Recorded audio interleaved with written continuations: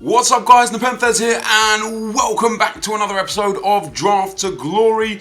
We are at almost episode 40 I believe now. We've got about 235, maybe 245,000 or so coins in the bank, which is, you know, it's decent. Hopefully we can progress going forwards. Before we get into the draft today, first of all, we could drop a thumbs up on the video, that'd be much appreciated. And second of all, I see some of you guys in the comment section. I'm in the comment section a lot, replying to comments, especially the first couple of hours of a video, because that's kind of when like the bulk of the views and the comments come. And I noticed that a few of you guys are kind of getting wary of the fact that this is very draft heavy at the moment, my channel. It wasn't intended, it's just kind of how things went. The Ultimate Team series is still going. I haven't finished it or anything, but as I came out to the States to A9 Skills House, I forgot to bring all the props and stuff with me. So I basically just can't record it whilst I'm out here. I don't have the account details to sign into the account. I don't have the little pots with the slips and stuff. So I'm basically like running short there. But rest assured that as soon as I get back to the UK next week, that will be coming back. And I asked on a previous video if you guys wanted to see a regular, standard, typical Road to Glory startup to get 1,000 likes on a comment, and you guys smashed it. So in the next 3 or 4 days or so, I'm also going to start a regular Road to Glory. So that means on the channel we'll be running the Draft to Glory, the Ultimate Team Pack to Glory, and a regular Road to Glory, along with all the other informational videos and such that I do bring when I can bring them. There's a few things that I've got coming in the near future, and also a club tour tomorrow. So if you want to see like my main club, the records, the players, everything involved, be sure to tune in tomorrow. But without further ado, let's get into today's video. You know, don't want to waste too much time. Now today is not going to be recorded live. Last time I recorded it live, we actually got, did we win it or did we get to the final? We either won it or we got to the final. I think we won it. I'm going to go with the 4-4-2 holding here. It's a formation I really like. It's not the strongest because of the flat midfield, but it is pretty decent. I know the blue Ronaldo and Messi will most likely pop again. I'm going to take that Ronaldo. I really rate the 99 Messi more than I rate the 98 Ronaldo. So with the hopes of potentially getting the 99 blue Messi again, I'll take that Ronaldo. I'm also going to take the Karim Benzema here. I don't mind going for regular players not having their informs. Benzema for me is one of the better strikers in the game this year. We get Fuego there as well, who can't be underestimated. 5'11", medium high, which is going to be massive for this team. Fits into the team very well as well. We'll go for the left back. Maybe we get a cheeky blue Marcelo. We get the regular Marcelo, Jordi Alba, and Felipe Luis in form. That Felipe Luis card looks very well rounded, and I haven't used him yet, so I'm going to take him. And also, if we then get Godin, he gets a strong link to the monster. We do get Godin, not the one that we want. Again, we're not getting the better versions of the players that we want, but we're getting the players that we want. I don't mind playing with just a regular gold team. It suits me very well. It doesn't necessarily suit a lot of people, but for me personally, I don't really mind it too much. I'm going to have, like, the goalkeepers here are really bad. I'm going to go with this French guy just because Varane, Mathieu, Laporte, like there's quite a few French centre-backs from La Liga that we could definitely use. And then we're going to go with Agrekchte there as well. I probably pronounced his name super wrong, and for that I apologise, but I'm doing the best I can. I like this card. I like his left mid card. I actually did a video on his right mid card as well. I like that and Saudi card. Where is he? Isn't he usually a defender? I'm gonna quickly go to Foothead. If I can remember, I'll put this on the screen. Isn't Ansaldi a left back? He is a left back. That's crazy. That card looks phenomenal. As far as midfielders go, that's pretty decent. Good pace, good dribbling, good passing. He's strong enough. That's crazy. That's a really, really nice card. And it probably only goes for 10k as well. We're going to go with Ferreira Carrasco anyway, because I really like it. He's got 4-star skill moves. He suits my style of play really well. We're kind of left a little bit short here. What have we got? We've got French in the team. What do we have? We have Spanish, Belgian, and French that we can link with. So we don't get anyone there that really helps us. I'll go with Sousa, again, just in case we can link him some way, somehow, although it doesn't look promising at this stage. And again, we've been kind of screwed out a little bit there. Let's go with, we got Belgian there. There's no Belgian. I'm tempted to go with Korb, because if a Boateng pops, that'd be pretty sweet. Or I could go with Klein, because then if any English or any Liverpool centre-back pops, we could be in pretty good shape. And we get We get a couple BPL guys. I should have gone with Corb now. I would have got the connection there, no problem. I'm going to go with Mangala or Zuma. Mangala or Zuma. What's the height? 6'3" medium, 6'2" medium high. Probably going to go with Zuma. He's got better defending. He's almost as fast. He's got decent enough work rates. And he gets one link to the right back and obviously a link to that goalkeeper. So the team so far, it's actually low rated. I like it. I'm liking what I'm seeing. If we could just get one better striker, one better centre midfielder, we'll be in really good shape. And speaking of strikers, I might go with that Lukaku there. Again, just for a better striker, we could now also push a BPL midfield. If we get one BPL centre midfielder, we kind of got a left side La Liga and a right side BPL, which would be good. Oh man, what do we do here? Oh, see, I've already got Ronaldo on that one side. I could go with Dani Alves, get the La Liga back in there. Could take Neymar and put him on the right mid or use him as a super sub. I'm probably going to take Dani Alves here, guys, and just go with my gut instinct that says more La Liga players are going to pop, and they have indeed. Another Neymar, a Gareth Bale, which I'm actually going to take. He's going to go in that right midfield or maybe up front if I need to put him up front. We get this guy Suarez, not the Suarez that I want, but we get another BBVA player. Zabaleta doesn't really fit into the team. Di Maria doesn't fit either, but we'll take Di Maria for the super sub and see what we get with the last players. It just keeps feeding me this Neymar card, doesn't it? It just feeds it and feeds it. We'll take it, even though, you know, maybe a blue player could have popped. This isn't going to be the highest rated team by any stretch of the imagination. But what I think it will be is just a good team. I think it's going to be a really, really good team. We just need one centre midfielder. We'll put Carrasco in there for now. We kind of just need now a BPL centre back and a La Liga goalkeeper. So we could struggle. I'm going to save the goalkeeper till last just to see where the team goes. So we get Jeremy Matthew. That's huge for us right there. Instead of Kurt Zuma. Boost the chem for the team absolutely massively. And again, it was just a huge, huge pull. We get Perry in there, doesn't help. Gaia doesn't really help, but we'll take Gaia anyway just because he's a decent player. I actually probably prefer him to Felipe Luis as well, but I want to try out that Felipe Luis. That card is amazing. This Bruno card, not only is it amazing, it fits our team absolutely perfectly. And now the only bad link we've got is that Neymar up front, and we can fix that and put it into a 100 chem team like that and use substitutes afterwards. So now if we could get a blue pop, that would be pretty good. Let's try and get one of those Messi or Ronaldo cards. I'll take Eriksen here. I like that Eriksen card. He's got a good shot on him. Would be good as a super sub. We'll take that Marco Reus as well. I love that Marco Reus card. It's a shame. Last year I played in the Bundesliga a lot. I'm actually going to take that Ansaldi just to see how he goes. Yeah, last year, guys, I worked on the Bundesliga a lot. I played with a lot of Bundesliga teams. I liked a lot of Bundesliga players. But I didn't necessarily play with certain players because of other players that I played with. Like, I never played really with Reus because even though I had a Bundesliga team, I would still use like Ronaldo or something on the team. This year is much the same. However, I use La Liga all the time and I don't really use the Bundesliga. However, Reus, Ribery, Robben, Aubameyang, Lewandowski, Müller, like those cards, they're just amazing in the game. It's just about my personal preference. And I think we've got a good team here. I'm liking what I'm seeing. We've definitely got some really good substitutes. We're going to probably get like a 185 team, maybe, if we're lucky. We're a little bit lacking on the striker, although Agüero isn't going to be bad. He's got poor pace, but his medium 6'2", he'll be a monster up front for us there. So I'm happy with the team. The goalkeeper is probably the weakest position on the team. Jeremy Matthew, for me, is an amazing centre-back, one of my favourites this year. This midfield of Fuego and Bruno is really strong. The only thing I will do is, if I do feel like I'm struggling in the game, I'll probably bring on Neymar up front for Agüero. I'll probably bring on Reus in the midfield spot for Fuego, just to give that little bit of a attacking edge, and then we'll keep like Di Maria or Carrasco or Ansaldi or Eriksen as a super sub. And if the goalkeeper's bad, he's just bad. There's not a lot I can do about having a bad goalkeeper. We didn't really get any goalkeeper options pop for us. And we already have full chem on the team.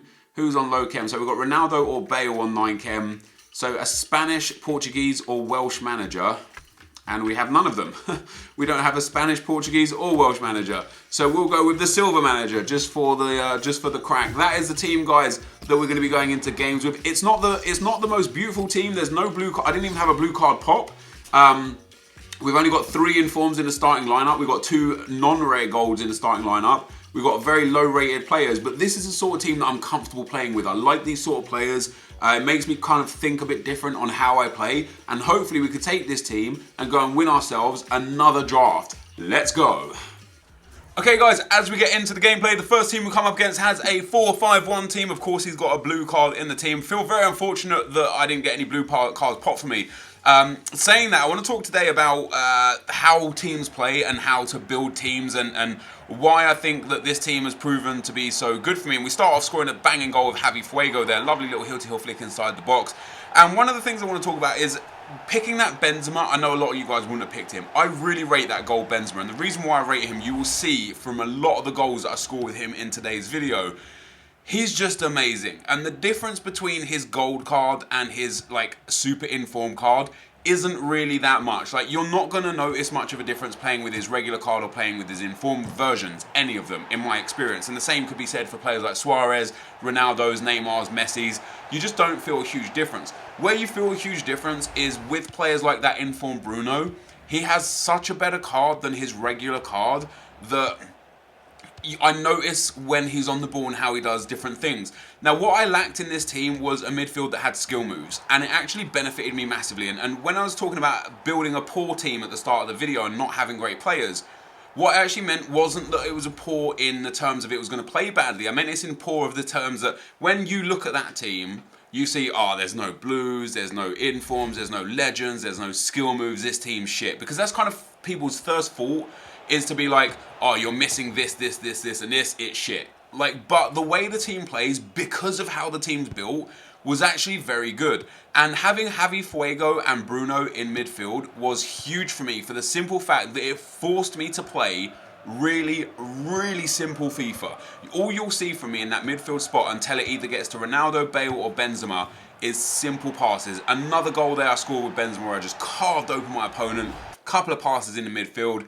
Easy game, easy life. Carrying Benzema with the finish. Ronaldo scores a penalty here to make it 5-1 in 60 minutes. A few minutes later, we get another penalty straight away. It goes 6-1. Ronaldo scoring a penalty again. But in general, the reason why I enjoyed this team and the reason why I was happy building this team and the reason why I said to you guys at the very start of the video that I'm comfortable with this team is because less is sometimes more. What I had with Agüero up front, and I apologise if I'm saying his name wrong, I probably am.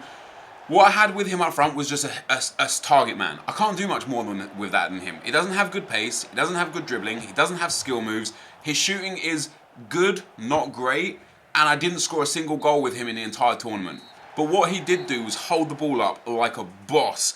Every time I was in a problem, like in trouble defensively, and I banged it up the field, I know for damn well Agüero is going to head the ball down and gets me back in the point where I'm either on a counter-attack or I've just got comfortable possession.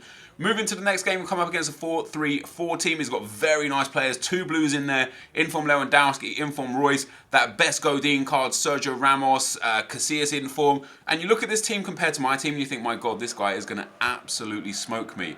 But it just wasn't the case. Again, fantastic football here. Gareth Bale, one of the only special cards, one of the only really good cards that we've got in the whole team with that Ronaldo. Breaks into the box, gets into the slot there, whips that into the far post. And I feel personally, I don't know about you guys, and I don't know if many of you guys have played with like super teams to really experience this, but I feel like when you play with an average team with 1 or 2 superstars, you notice those superstars.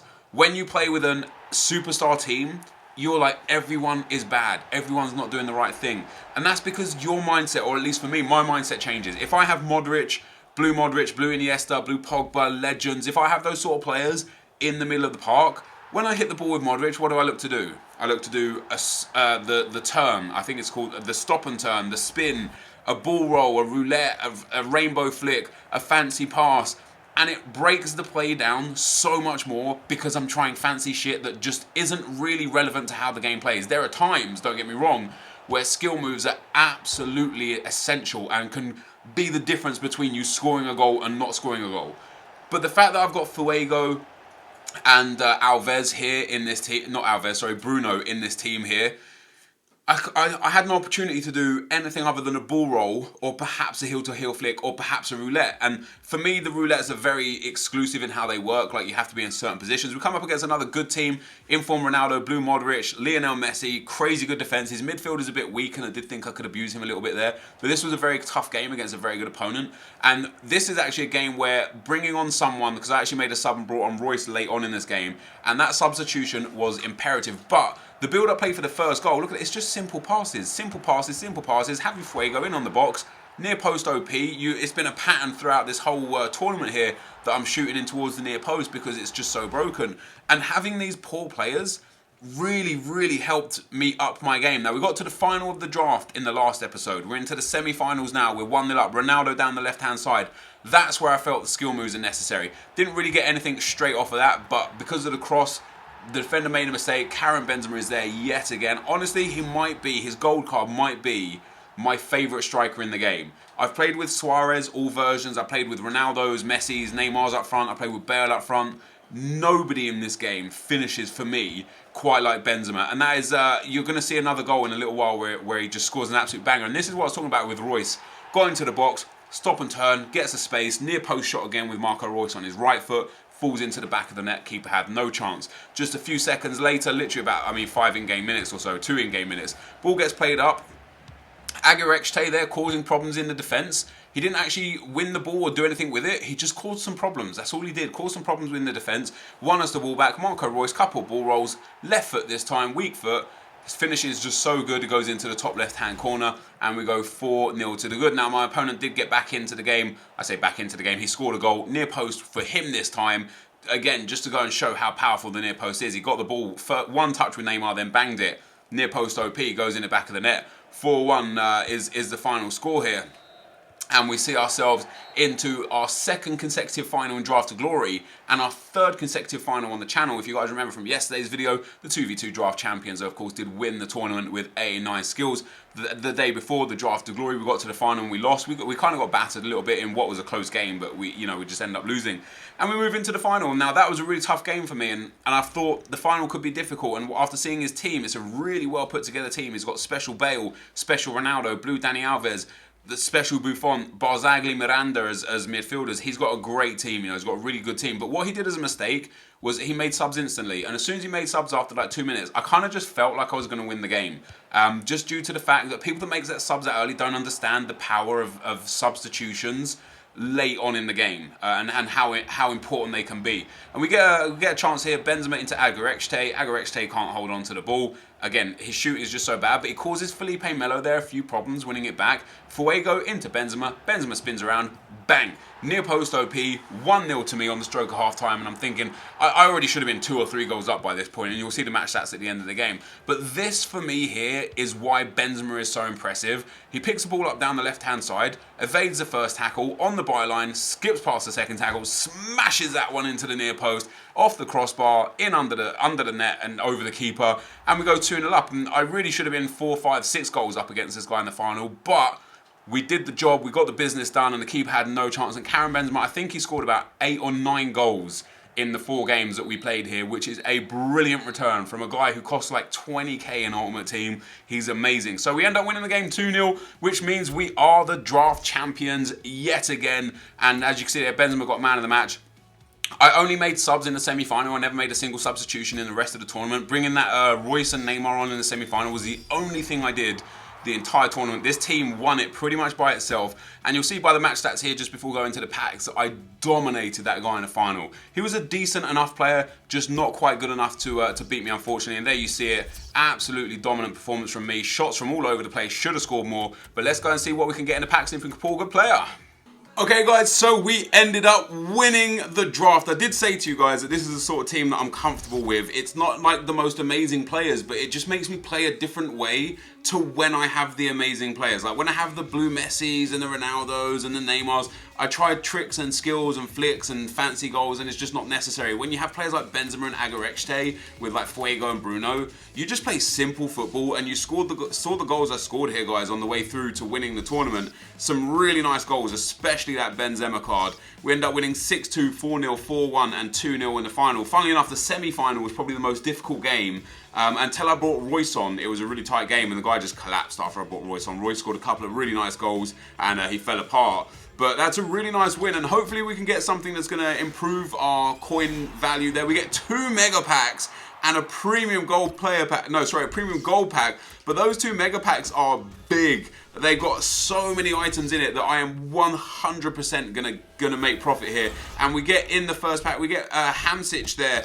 And Theo Walcott. Walcott will sell for a little bit. Hamsich might as well. I apologise if I said his name wrong. I know you guys like cry a little bit about that if I say a name wrong, but I apologise. You know, sometimes I'm just not as good as you are. And you're really good, so there's always that. But yeah, we're going to discard the rest in that first pack. So that's not a bad start to the pack. Walcott goes for a couple K, and we get 2 mega packs. That's really decent. That Suarez is still in packs. If we could hit him, that would be massive. We get Kagawa as the next player in the next pack. Do we get anyone else worth selling? Ashley Young maybe will sell. Witzel maybe will sell. Kidakez doesn't sell. Kameni doesn't sell. The staff won't sell. The contracts will send to the club. Fitness cards will sell. That fitness, the squad fitness, the knee, the training card will sell. The left back and right back cards probably won't sell. We'll send them to the club anyway. And the rest of the stuff we're going to discard. But we've got 4K coins just off of the discards alone. Plus the match coins, plus the coins off the first pack, and what we can sell. We've definitely made profit this time around. And in the last mega pack, we get Di Maria, please. It is Di Maria. That is a big pull. That is an absolutely massive, massive card. It doesn't go for crazy coins, but it's definitely helpful. Wait, is he really up at 30K? There's no way he sells for 30K. Wow, there's a 26K bid on him there. So he legitimately is going to sell for around 30, maybe 28, 30,000 coins. That is a huge pull, and that is the best pack we have had in a long time. Pulling that Di Maria is massive, and I told you guys those mega packs were going to be good. We get that Susaeta there's pretty good. He's not worth anything, unfortunately.